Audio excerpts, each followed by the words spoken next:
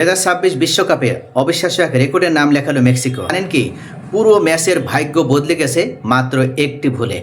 দক্ষিণ কোরিয়ার বিপক্ষে ম্যাচের শুরু থেকেই ছিল দারুণ লড়াই। হামলা পাল্টা হামলায় চলছিল দুই দলের মধ্যকার লড়াই। সন হেউ-মিনদের দল প্রথমার্ধে কয়েকবার মেক্সিকোর ডিফেন্সে চাপও তৈরি করেছিল। বিশেষ করে সনের একটি বিপজ্জনক আক্রমণ মেক্সিকোর রক্ষণভাগকে কাঁপিয়ে দিয়েছিল। তারপরও সেই গোলটা দক্ষিণ কোরিয়া পায়নি শুধুমাত্র রক্ষণভাগ শক্তিশালী হওয়ার কারণে। অন্যদিকে মেক্সিকোর আক্রমণ ভাগও বসেছিল না। রাউল হিমেনেস ও জুলিয়ান কিনিওনেস বারবার সুযোগ তৈরি করলেও দক্ষিণ কোরিয়ার রক্ষণ তাদের আটকে দেয়। প্রথমার্ধ গোলশূন্য থাকার পর ম্যাচের সবচেয়ে নাটকীয় মুহূর্ত আসে 50 মিনিটে। একটি লুপিং বল ক্লিয়ার করতে গিয়ে ভয়াবহ ভুল করেন দক্ষিণ কোরিয়ার গোলরক্ষক কিম সিয়ং গিউ। নিজের ডিফেন্ডারের সঙ্গে ধাক্কা খেয়ে বল হাত থেকে ফেলে দেন তিনি। আর সেই সুযোগে বল পেয়ে ঠান্ডা মাথায় জালে জড়িয়ে দেন লুইস রোমো। গোল, অর্থাৎ মেক্সিকো 1 আর দক্ষিণ কোরিয়া 0। যেখানে প্রথমার্ধে দক্ষিণ কোরিয়া 0 এবং মেক্সিকো 0 ছিল, সেখানে একটি মাত্র ভুলেই ম্যাচের পার্থক্য গড়ে গেল। গোল হজম করার পরপরই দক্ষিণ কোরিয়াও মরিয়া হয়ে ওঠে গোল পরিশোধ করার জন্য। সন হেউ-মিনের নেতৃত্বে একের পর এক আক্রমণ চালানো হয়, কিন্তু মেক্সিকোর রক্ষণভাগ কোনোভাবেই ভাঙতে পারেনি দক্ষিণ কোরিয়া। সেখানেই নায়ক হয়ে ওঠেন মেক্সিকোর গোলরক্ষক রাউল রাঙ্গেলো। দ্বিতীয়ার্ধে তার একাধিক দুর্দান্ত সেভগুলো দক্ষিণ কোরিয়াকে সমতায় ফিরতে দেয়নি।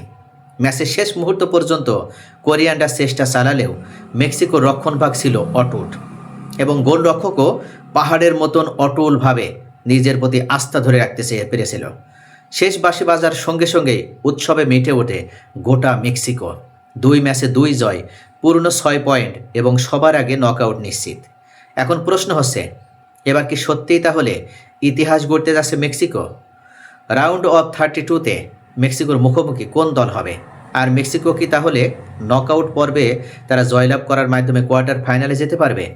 এখন এই প্রশ্নটা সকলের মনে।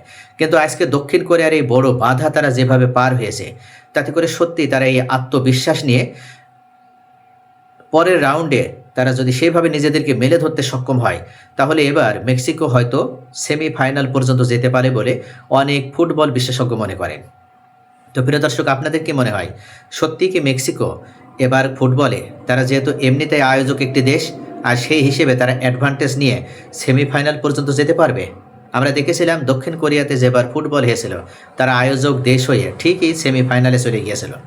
তো এবারও কি মেক্সিকো, যুক্তরাষ্ট্র, কানাডার সাথে যেহেতু সহ আয়োজক দেশ, তাই তারাও কি একটা বাড়তি হোম অ্যাডভান্টেজ এগুলো পাওয়ার মাধ্যমে তারা এই সুযোগটাকে কাজে লাগিয়ে সেমিফাইনাল পর্যন্ত যেতে পারবে?